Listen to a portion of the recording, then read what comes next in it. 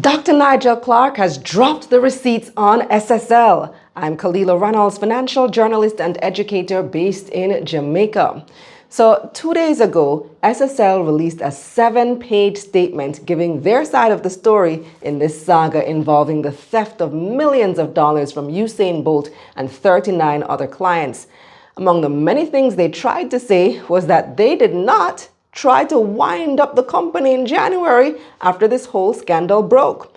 Now, the Gleaner had reported that SSL applied to the Companies Office of Jamaica for a voluntary wind-up on January 16, but the FSC went to court to stop that from happening. Well, the Minister of Finance, Dr. Nigel Clarke, has posted the receipts on Twitter showing that they did indeed seek to wind up the company. Well, what do we have here? Well, this is a resolution from the directors of the company to wind up SSL. And what does wind up mean? I explained that in detail in another video. It basically means they want to shut down the company and cash out. So this document is stamped as received by the Companies Office of Jamaica on January 16, 2023. It's titled Declaration of Solvency, and it reads, "We, Hugh Croskrey, Lawrence Adamson, Jeffrey Coben, and Peter Knibb, being the majority directors of SSL, have formed the opinion that this company will be able to pay its debts in full within a period of 12 months from the commencement of the winding up." And it has all their signatures and is signed by a justice of the peace.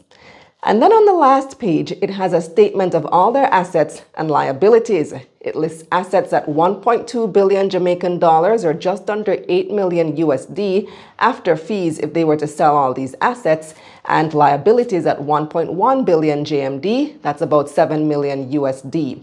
It lists the liabilities as loans payable and accounts and other payables. So clearly, Bolt's money is not listed as a liability because that alone is 13 million USD. Then it goes on to show a surplus. Assets minus liabilities equal 126 million. After fees and taxes, it's showing that members would be able to get about $98 million after they sell off all their assets and pay off all their debts. So it seems that this was the plan: wind up the company and cash out. And this was filed when? January 16, 6 days after they notified the FSC about the fraud. Now, this timeline is looking sticky because in SSL statement, they claim that they appointed Cadian Campbell from Phoenix Restructuring as trustee on that very same day, January 16. But if you look at the winding up documents, it's the same Phoenix Restructuring that filed the declaration of insolvency on January 16. So you're telling me that in just one day, Phoenix Restructuring did all of this work? But wait, there's more. Look closely at what SSL's statement actually said. Did the directors and shareholders of SSL attempt to wind up the entity in contravention of FSC instructions? Emphatically no. Notice that last clause, in contravention of FSC instructions. The sentence really should have ended at, did the directors and shareholders of SSL attempt to wind up the entity? That they obviously can't deny, and Nigel Clarke has dropped the receipts to prove it. But they put in that last part because the FSC did not give those instructions until after the winding up documents were filed. The documents were filed on Monday the 16th, and FSC got a court order to block the winding up on Wednesday the 18th, 2 days later.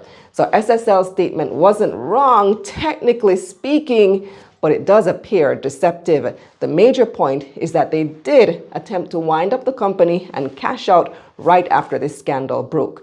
Now, I know you're all waiting on the accused Jean Ann Panton to be arrested since she has confessed. A little update on that. The FSC said earlier this week that they expect to be able to tell us something in a few days, either by the end of the week, today's Friday, or sometime next week. So stay tuned. And subscribe to my newsletter at KalilaReynolds.com/newsletter for more info like this.